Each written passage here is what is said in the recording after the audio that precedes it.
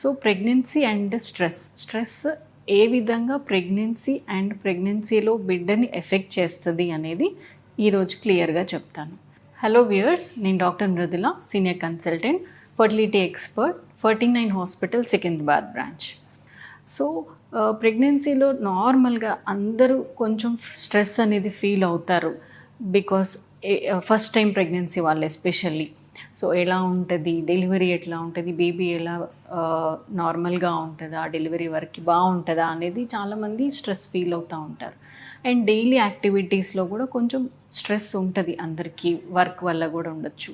So ఈ చిన్న చిన్న స్ట్రెస్ మేబీ ఏం ఎఫెక్ట్ ఉండకపోవచ్చు బేబీ, బట్ క్రానిక్గా స్ట్రెస్, రోజు కంటిన్యూస్గా క్రానిక్గా స్ట్రెస్ ఉంటే కంపల్సరీ అది ప్రెగ్నెన్సీ మీద ఎఫెక్ట్ ఉంటుంది.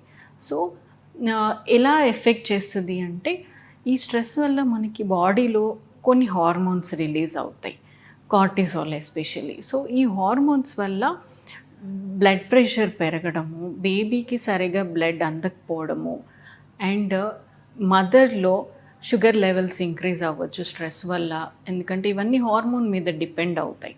సో ఈ హార్మోన్స్ వల్ల మనం ఈ బ్యాడ్ ఎఫెక్ట్స్ అనేది చూస్తాము. అండ్ సరిగా స్లీప్ లేకపోవడము, ఫుడ్ సరిగా టైంకి తినకపోవడము, ఇవన్నిటి వల్ల కూడా బేబీ వెయిట్ ఎఫెక్ట్ అవ్వచ్చు. అంటే బేబీ సరిగా వెయిట్ పెరగకపోవడము, IUGR అంటాం, intrauterine growth retardation, preterm deliveries అంటే ముందుగానే డెలివరీ అవ్వడం 7th మంత్లో 8th మంత్లో. అండ్ ఈ స్ట్రెస్ వల్ల మనకి ఇంకొక రకంగా ఇమ్యూనిటీ కూడా తగ్గొచ్చు. అంటే ఇన్ఫెక్షన్స్ రావడానికి ఎక్కువ ఆస్కారం ఉంటుంది వీళ్ళకి. ఏంటంటే ముందుగానే ప్రెగ్నెన్సీలో ఇమ్యూనిటీ తక్కువ ఉంటుంది. సో అండ్ స్ట్రెస్ ఇండ్యూస్డ్ ఇంకా తగ్గిపోవడం ఇమ్యూనిటీ, ఇన్ఫెక్షన్స్ రావడానికి ఎక్కువ ఛాన్స్ ఉండి, ఇన్ఫెక్షన్స్ వల్ల కూడా ప్రీటర్మ్ డెలివరీస్ అనేది మనం కామన్గా చూస్తాం.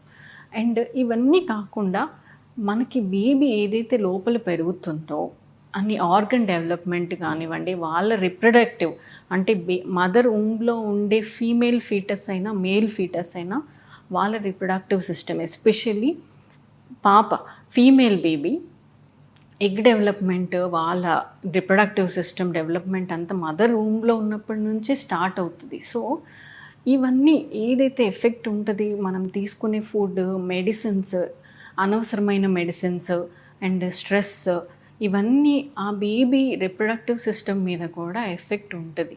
సో అందువల్లే మనము తర్వాత బేబీలో తొందరగా ఎగ్స్ తగ్గిపోవడము, లేదంటే యూట్రైన్ అబ్నార్మాలిటీస్, ఇవన్నీ కూడా రావచ్చు. సో ప్రెగ్నెన్సీలో ఎంత స్ట్రెస్ లేకుండా ఉండడము, ఫిజికల్ యాక్టివిటీ ఉండేలా చూసుకోవడము, ఫుడ్ టైంకి తీసుకోవడము, హెల్దీ డైట్ తీసుకోవడము, స్లీప్ కరెక్ట్గా టైంకి ఉండేలా చూసుకోవడం మీకే కాదు, మీ బేబీ ఫ్యూచర్ వాళ్ళ రిప్రొడక్టివ్ సిస్టమ్ కూడా కరెక్ట్గా ఉండడానికి చాలా ఇంపార్టెంట్.